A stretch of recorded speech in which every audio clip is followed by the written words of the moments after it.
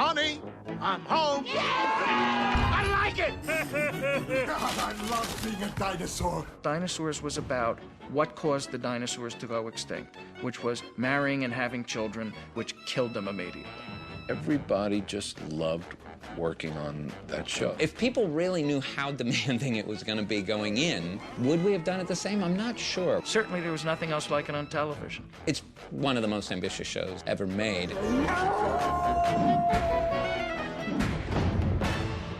It started with Jim and I having lunch and talking about this idea.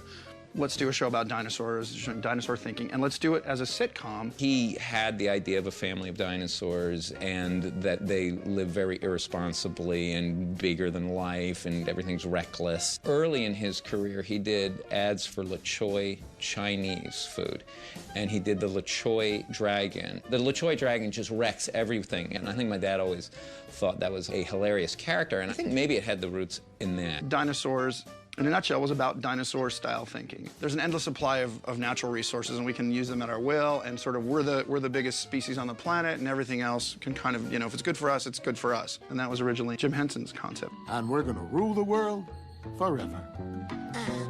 Kirk was designing the characters, and those designs and sketches and paintings went through several iterations. Because he really liked to visualize things and sort of get kind of the world sketched out before he started worrying about specific details. We just started talking about that and kind of the fun you could have in the different various characters, so I went off and started sketching. And then, unfortunately, Jim passed away. And because Jim had died, they knew they needed creative help from sort of situation comedy veterans, so they brought in Michael Jacobs and me.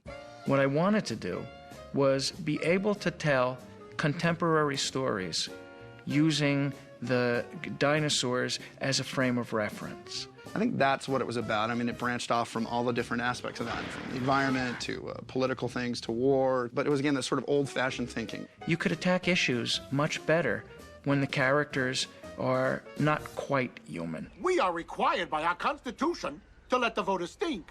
They have a choice.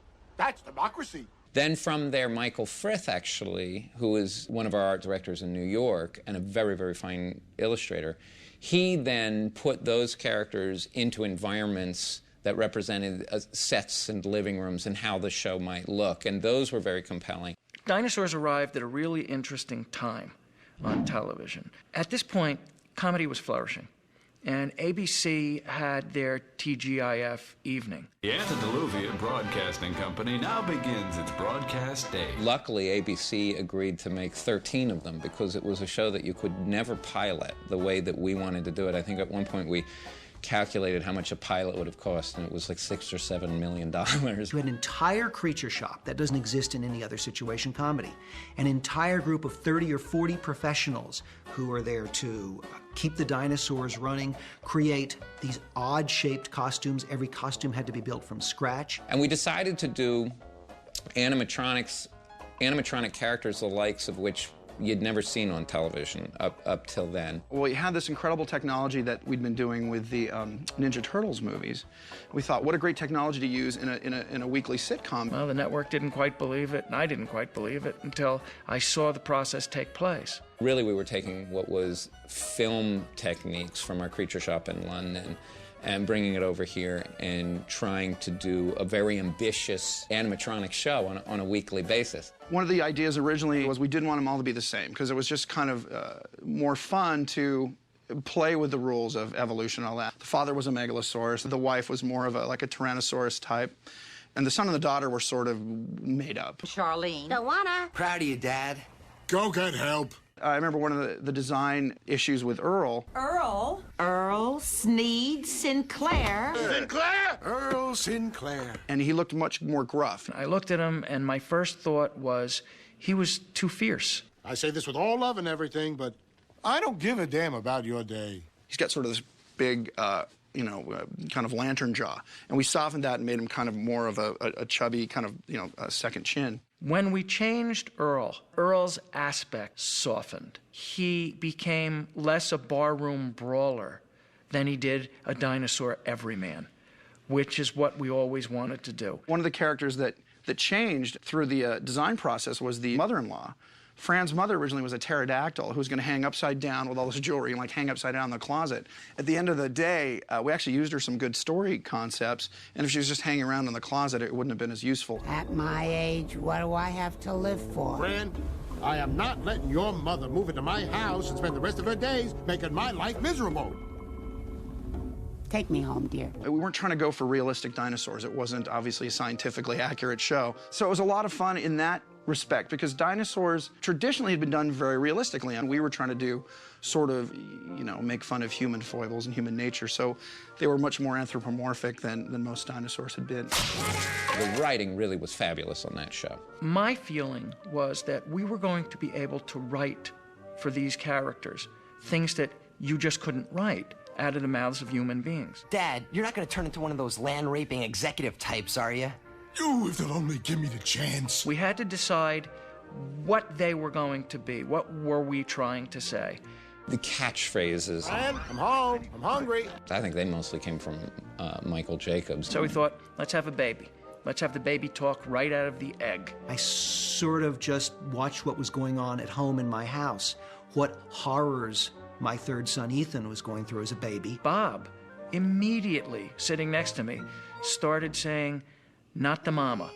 Not the mama! Not the mama! I really wish you'd grow out of this. Well, that's great, catchphrase number 1. And Bob said, I'm the baby, gotta love me. Hi, I'm the baby, brand new, just out. Gotta love me. Come on, gotta love me. And we were off and running with this character. The creating of the dinosaurs themselves, the original build, that first build, was really primarily in England. So the characters were built over there. And then once they were here, the show stayed here. And they started by sculpting the characters in what we call maquette form. What a maquette does is you can do it over a small sculpt of a human with the right human proportions and know, okay, this is a design that works physically, but it's going to weigh 200 pounds. Once the designs and the maquettes have been made, we then have to work out how we're going to actually make the characters. We'd start building on both the suit, i.e. the neck down, and we'd start sculpting the head.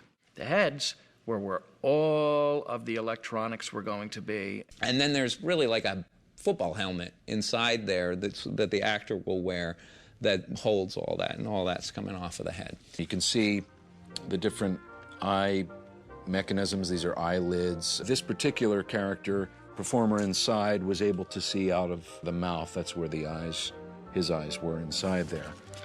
It also has a headphone so that they can listen to the puppeteer that's operating the face. And there's a microphone as well so that he can communicate. It's just kind of like wearing a football helmet with a face on it. In the case of the head, that's molded, and then we cast out a foam latex rubber skin. The end result is this lovely, flexible, light foam skin that acts very much like real skin. It's like a dream. Somebody pinch me. Don't. I love you. What they do in the mechanics shop is basically come up with all the animatronics. Hi, I'm John Criswell, and I make dinosaurs. They'll even engineer their own devices to achieve the correct effect. The eyes moving, the eyes blinking, the eyebrows moving up and down were often achieved with a couple of different levers that would move up and down. The mechanics, they really do a tremendous job. I mean, it's an engineering feat when you take the skin off and you realize what's going on underneath there. Whoa.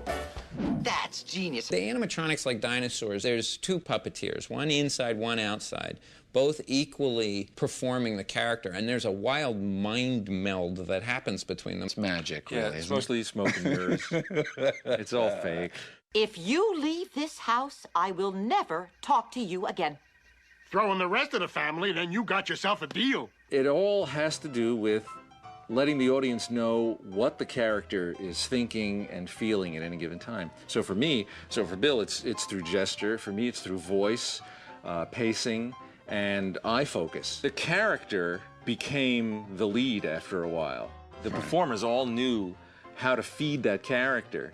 The coordination between us wasn't so much of an issue anymore because there was this third thing we were all relating to, essentially. Does that make sense? Yeah. To me, and I'm probably not to them. Then they have to be physically adept enough and have, real hand-eye coordination, because these control systems are like playing a piano. They're very tough controls to work. So they have to get so good technically at that they don't really have to think about what their hands are doing. Yes! This is great! Get my hand in here, turn the power on, and you can see how I have control over all of these movements on her face. She can blink, and you can see I'm using my left hand here, just my finger, to make her blink like that. And I can move her eyeballs around with my thumb. And when she talked, I would use this thing over here called a Waldo. And so as I talked, I would move this around to make the proper lip shapes for the vowels she was saying. Oh, Earl.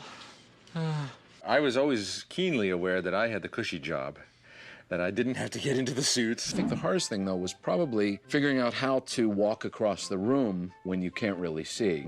You got to figure out how many, in a sense, steps or what the feel, where you're going to grab or if you're going to lean on something. You just kind of had to remember where things were in your mind. There was communication between myself and the puppeteer, but while you're shooting, you can't really tell someone to move left or right. It was usually for me to remember where everything was, if I needed to pick something up or if I needed to sit somewhere. The only time I could really see was when the mouth was open. If you watch some of the episodes and Earl is crossing the room, he tends to kind of sigh a lot. And that was just so I could see for the next 10 feet, where I was going to go. And sometimes I'd have to, back through to sit down and sit. So that maneuvering stuff was always really tricky. You ever fall asleep inside the suit? Always. Even when we were shooting. Oh, baby toy, baby toy. Oh, I like this. Oh, again. I think the thing that helped get us through was that none of the creators, except Brian probably, who had done this many times before, quite realized what we were getting into. It was almost an impossible shoot to anticipate how the day's shoot would go. All of a sudden, there were hammers and nails and stages being built. You had smoke everywhere, and you had these gigantic, lumbering beasts, 6, 7, 8 feet tall. We were constantly being barraged by variables. Bob and I had to go, oh yeah, we understand completely what's going on here, and we'd go back to the writer's room and go, what the heck is happening here? Oh, I'm so confused. But I think it's one of the magic things about film, particularly when every shot is an illusion. And with Dinosaurs, every shot's an illusion. It only works from where the camera is, and that's the only place that shot works, is where that camera is placed. And it's making the illusion work from that point of view. Because we were doing something that nobody, I think, had ever done, everybody really wanted to work hard, and when we worked hard, it was fun. And it was really one of those peak career experiences that you don't get too often, if at all. 99.